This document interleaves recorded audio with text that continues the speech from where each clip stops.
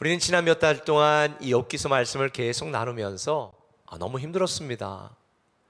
욥에 당한 고난이 마치 저의 고난처럼 느껴질 때도 있었고, 욥의 고난처럼 힘들어하는 성도님들의 기도 제목을 들으면서 마치 무거운 돌을 제 심장에 올려놓은 것처럼 참 힘든 때가 많았습니다. 저는 한 가지 큰 사실을 깨달았습니다. 우리가 어떤 고난과 아픔과 괴로운 일이 있다 할지라도 믿음으로 사는 자에게는 반드시 끝이 있다는 것, 이 고난이 끝이 있다는 것, 문제의 끝이 있다는 걸 알게 되었습니다. 하나님은 절대로 우리를 포기하지 않으시기 때문에 이 하나님, 우리 하나님을 믿는 저와 여러분에게는요, 언제나 반전의 반전이고 역전의 드라마고 행복한 결말인 줄 믿으시기를 바랍니다.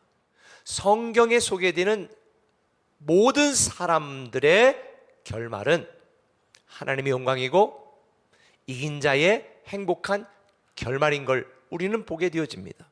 이 욥을 통해서 보면 욥에게는 하나님의 관계가 회복이 되었습니다. 다 누가 한 거예요? 여호와께서 욥의 공경을 돌이키셨고, 여호와께서 욥에게 이전보다 더 풍성한 복을 주셨고, 여호와께서 처음보다 더 큰 복을 주셨다.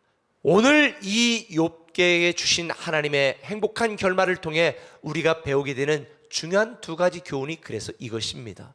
진정한 회개가 있어야 한다는 것이죠. 하나님의 마음을 아프게 했던 우리의 모든 죄에 대하여 진정한 회개가 있어야 된다는 거예요. 그래서 6절은 이렇게 말합니다. 그러므로 내가 스스로 거두어드리고 티끌과 재 가운데에서 회개하나이다. 욥은 자기 의의를 기준으로 하나님이 불의하다고 말했던 죄를 회개했습니다. 성경에 보면요, 모든 회복과 이긴 자의 행복한 결말은 회개로부터 시작됩니다. 예수님께서 이 땅에 복음을 전하기 전에 제일 먼저 하신 말씀이 뭐예요? 회개하라 였습니다. 여러분, 이 죄에 대하여 여러분들이 잘 알으셔야 될 게, 세상에서의 죄의 기준은 도덕성입니다. 물론 하나님도 도덕성을 기준으로 우리의 죄의 유무를 말씀하시기도 합니다. 그러나 하나님이 싫어하시는 근본적인 죄의 기준은 도덕성이 아닙니다. 하나님을 기준으로 삼지 않고 하나님 중심으로 살지 않으며 하나님 뜻대로 순종하지 않는 것, 그게 바로 죄인 것입니다. 꼭 기억하세요. 하나님이 우리를 축복하는 것은 우리의 도덕적인 의로움이나 우리의 열심 있는 신앙이나 선한 행위의 결과로 보상하거나 거래하는 것이 아니라 우리를 위하여 자신을 내어주신 주님의 사랑 때문에 하나님의 자녀가 되었고, 이 관계 때문에 우리에게 축복하시는 거라는 것. 오늘의 내가 된 것, 하나님의 은혜입니다. 그래서 욥은 42장 3절에 말합니다. 잘 알지도 못하면서 감히 주님의 뜻을 흐려놓으려 한 자가 바로 저입니다. 깨닫지도 못하면서 함부로 말을 했습니다. 내 선한 행실과 의로움의 결과로 하나님이 나를 복주셨던 게 아니구나. 주님의 길을 가기보다 나의 길을 고집했던 나를 회개합니다. 여러분 어떠세요? 여러분 회개할 일 없으세요? 나는 교회를 떠난 적 없고 믿음을 떠난 적 없고 열심히 욥처럼 의롭게 섬긴 것밖에 없는데, 내 뜻, 내 주장대로 살았던 죄를 회개해야 되는 것입니다. 하나님 없이도 잘 살 수 있었다고 생각한 영적 오만을 회개해야 되는 것이고, 그런데 이렇게 회개한 욥에게 하나님은 이전보다 더 풍성한 복을 주셨습니다. 이게 욥기의 하이라이트죠. 그게 우리를 향한 아버지 하나님 마음이 아닐까요? 그래서 하나님은 우리의 고난을 우리보다 더 아파하시는 거예요. 우리가 잘 되는 것을 그렇게 기대하시는 거예요. 이긴 자의 행복한 결말을 저와 여러분이 맞이하기를 그토록 기다리고 계신 거예요. 그래서 우리는 이런 하나님의 마음을 헤아리지 못하고 내 뜻대로 되지 않는다고 불평하고 원망했던 우리의 죄를 회개해야 되는 거예요. 나를 위해 자기를 내어주신 하나님 사랑에 감동하지 않은 우리의 완악함을 회개해야 되고요, 우리의 무지함을 회개해야 되는 거예요. 회개는 가던 길을 되돌아온다라고 하는 히브리어 단어 슈브입니다. 혹 여러분들 중에 올 한 해 동안 하나님을 믿는다고 하면서도 하나님 없는 것처럼 살았던 분이 있다면 주 앞에 다시 돌아오시고 진정한 회개가 있어야 됩니다. 많은 사람들이 그렇게 말해요. 하나님이 살아계시면 이 죄악된 세상을 빨리 멸하시고 주님 다시 오시지 왜 이렇게 미적거리시나? 이유가 있습니다. 베드로 사도가 3장 9절에 이렇게 말합니다. 주의 약속은 어떤 이들이 더디다고 생각하는 것 같이 더딘 것이 아니라 오직 주께서는 너희를 대하여 오래 참으사 아무도 멸망하지 아니하고 다 회개하기에 이르기를 원하시느니라. 아멘.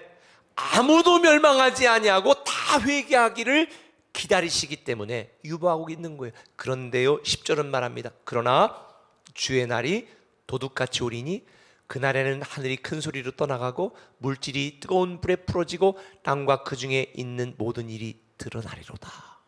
지금 저와 여러분은요, 우리가 살고 있는 이 시대가 주님이 가까이 오실 날이 임박했다는 모든 여러 징조들을 보고 있습니다. 그래서 우리는 깨어 있어야 되고요, 진정한 회개가 있어야 됩니다. 하나님 뜻대로 살지 못했던 우리의 죄를 진정으로 회개하는 오늘 이 시간이 되었으면 좋겠습니다. 진정한 회개가 있다면 그 다음에 해야 될 두 번째 일이 있죠. 온전한 믿음을 결단해야 됩니다. 온전한 믿음이라고 하니까 여러분들이 오해하실 수 있는데, 내가 뭔가 잘해서 온전한 믿음을 갖는 것, 이걸 의미하는 게 아니에요. 절대 우리는 온전할 수가 없거든요.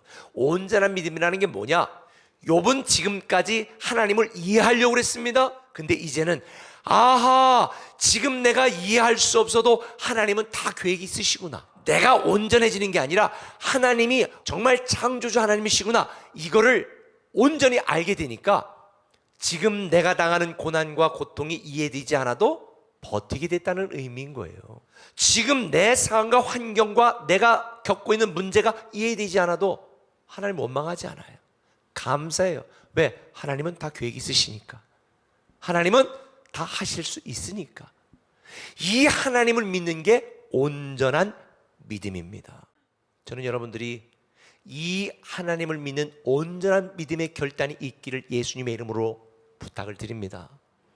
그래서 성경은 이렇게 말하지요. 항상 기뻐하라. 쉬지 말고 기도하라. 범사에 감사하라. 지금 어려운 고난과 이 답답한 상황에 낙심하지 마세요. 하나님은 저와 여러분들이 하나님께 진정한 회개를 그리고 온전한 믿음을 결단할 때에 이긴 자의 행복한 결말을 맞이하게 하실 줄 믿습니다.